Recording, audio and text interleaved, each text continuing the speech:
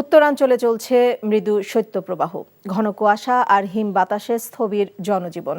আজ দিনাজপুরের সর্বনিম্ন তাপমাত্রা 10.1 ডিগ্রি সেলসিয়াস বিরাজ করছে। নীলফামারীতে ঘন কুয়াশায় জনজীবন বিঘ্ন হয়ে পড়েছে।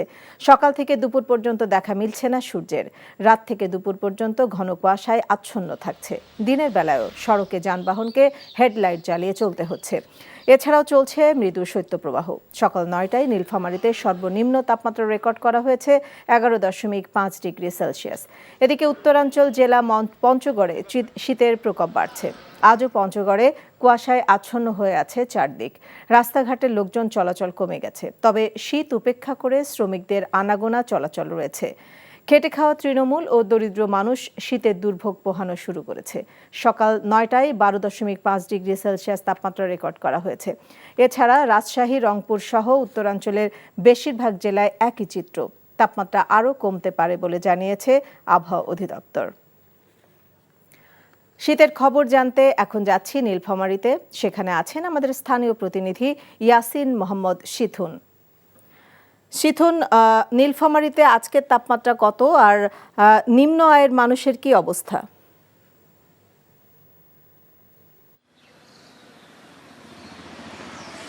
নাজনীন, গত 3 দিন ধরেই নীলফামারীতে তীব্র শীত এবং ঘন কুয়াশা অব্যাহত রয়েছে। আজ জেলার সৈয়দপুর আবহাওয়া অফিসে সর্বনিম্ন তাপমাত্রা রেকর্ড করা হয়েছে 11.5 ডিগ্রি সেলসিয়াস। এই তীব্র শীতে সারা রাত ঝিরঝির করে শিশির বিন্দু পড়ে। রাতের সাথে দিনের বেলাও কিন্তু ঘন কুয়াশা অব্যাহত রয়েছে। এই ঘন কুয়াশার সময়ে দিনের বেলাও বিভিন্ন যানবাহন হেডলাইট জ্বালিয়ে চলাচল করছে। শিশু এবং বৃদ্ধরা শীতজনিত বিভিন্ন রোগে আক্রান্ত হয়ে হাসপাতালে ভর্তি হয়েছে। চিকিৎসকরা পরামর্শ দিচ্ছে বিনা কারণে অপ্রয়োজনে বৃদ্ধ এবং শিশুরা যেন বাড়ির বাইরে বের না হয়। আর সবচেয়ে বেশি কষ্টে রয়েছে নিম্ন আয়ের খেটে খাওয়া মানুষেরা। তারা বাড়ির বাইরে বের হলেও কাজের সন্ধানে বের হচ্ছে, কিন্তু তারা তাদের চাহিদা মতো কাজ পাচ্ছে না। অধিকাংশ দিনেই নিম্ন আয়ের মানুষেরা কাজ পাচ্ছে না। কাজ না পাওয়ার কারণে কিন্তু আর্থিক সংকটে পড়েছে তারা। এজন্য তারা পরিবার পরিজন নিয়ে কিন্তু অনেক কষ্টে রয়েছে। এর সঙ্গে ছিন্নমূল যারা মানুষেরা রয়েছে তারা কিন্তু গরম কাপড়ের অভাবেও রয়েছে। আমি নীলফামারী জেলা প্রশাসক নাইরুজ্জামানের সঙ্গে সকালে কথা বলেছি। তিনি আমাকে জানিয়েছে কেবল শীতের তীব্রতা বাড়তে থাকায় এখন পর্যন্ত নীলফামারী জেলা প্রশাসন 1200 কম্বল বরাদ্দ পেয়েছে। এই পরিমাণটা এখন সামান্য হলেও কিন্তু এখন প্রতিনিয়ত সেই বরাদ্দগুলো আসতেছে এবং বরাদ্দ বাড়তেছে। আর বরাদ্দ বাড়ার সঙ্গে সঙ্গে হয়তো 2-4 দিনের মধ্যেই উপজেলা পর্যায়ে উপজেলা নির্বাহী কর্মকর্তাদের মাধ্যমে এই কম্বলগুলো বিতরণ শুরু হবে।